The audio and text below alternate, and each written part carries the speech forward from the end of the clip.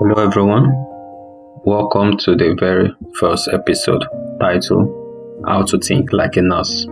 I am Emmanuel, and this podcast episode is all about thinking like a nurse.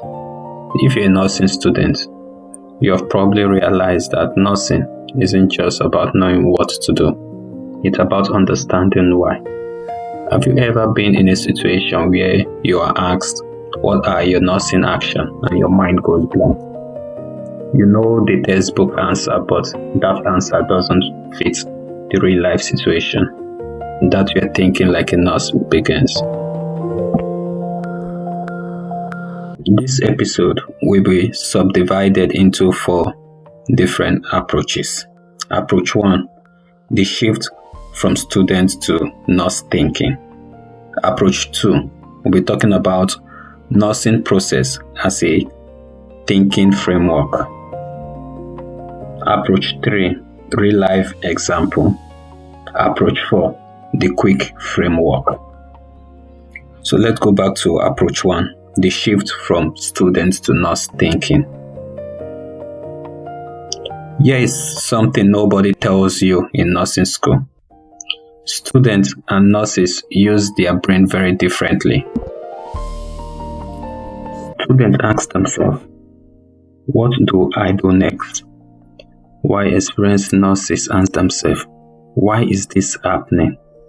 As students, we are often focused on doing things right. We memorize skills, procedure, and steps. But experienced nurses think differently. They focus on why they are doing something. Thinking like a nurse means you're connecting dots, linking signs, symptoms, and patient clue together to form a picture of what is happening. You're not just following a checklist, you're solving a puzzle in real life. For example, instead of just saying the patient blood pressure is low, you should rather say, why is the patient blood pressure low? What's causing it? And what should I check next? That is the mindset shift that separates memorization from true clinical reasoning. So let's move to approach 2, nursing process as a thinking framework. ADPIE is a tool you might have heard of, but let's talk about it as a thinking tool. A stands for assess, D diagnose, P plan, I implement, and E evaluate. A assess. This way you collect meaningful data. This isn't about collecting everything. It's all about collecting what matters at that particular time. If your patient comes in with, let's say for example, a chest pain, you should focus on the patient cardiac status and not their remote history of a broken arm from 2025. Assessment is about meaningful data and not maximum data. D, diagnose. This isn't medical diagnosis as you're not a doctor. Diagnosis in nursing is mainly about identifying the patient's response to their health problem. For example, is the patient at risk of falling? You ask yourself why the patient is at risk for falling. Is it as a result of maybe the patient is weak or medication? The more you are able to figure it out, the better your intervention. Then P, plan. After deciding on what to do about it, prioritize your action. Always remember safety first, then ABC protocol, of which A stands for airway, B breathing, and C circulation. Always ask yourself, what does this patient need most right now? Then I implement. This way you act, but act with purpose. Don't just perform a task because you want to perform that task. Ask yourself, why am I doing this? For example, I am elevating the head of the bed to reduce aspiration risks. And you should remember, verbalizing your thoughts can reinforce your clinical judgment. E. Evaluate. This is when you step back and ask, did it work? Why or why not? What will I do next? What will I do next? Or what will I do differently next time? ADPIE isn't just a list. It's the mental loop nurses use every single shift. With this, we'll go to approach 3, real life example. Let's make it real.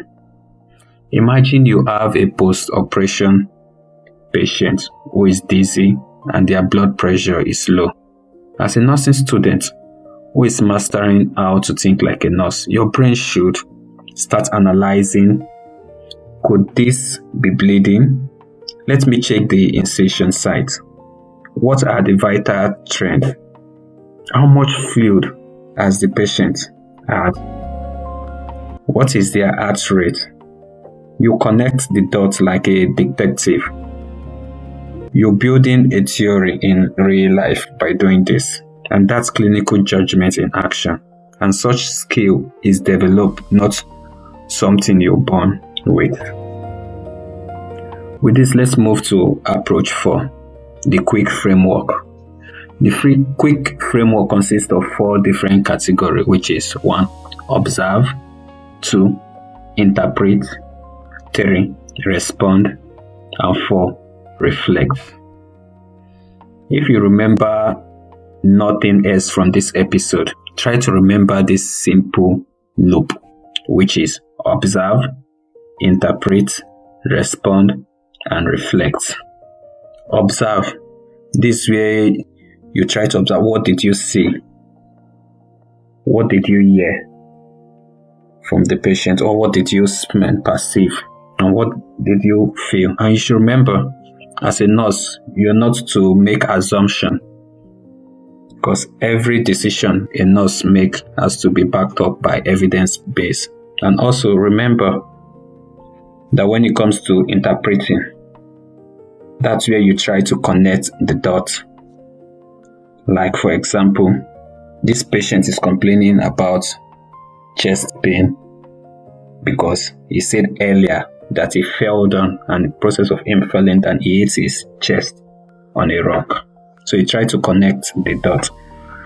And then the third one, which happens to be respond. This way you act, but not just acting for the sake of acting. You act with intention. You communicate clearly and document. And the fourth one, which has to do with reflect, is where you sit down and reflect back. Did it work? What would I have done differently? And also you should remember that nursing thinking is a continuous process, and it also involves re-evaluation and re-evaluation and re-evaluation. With this, we've come to the end of this episode. And remember that thinking like a nurse isn't about knowing everything. It's about noticing what others miss.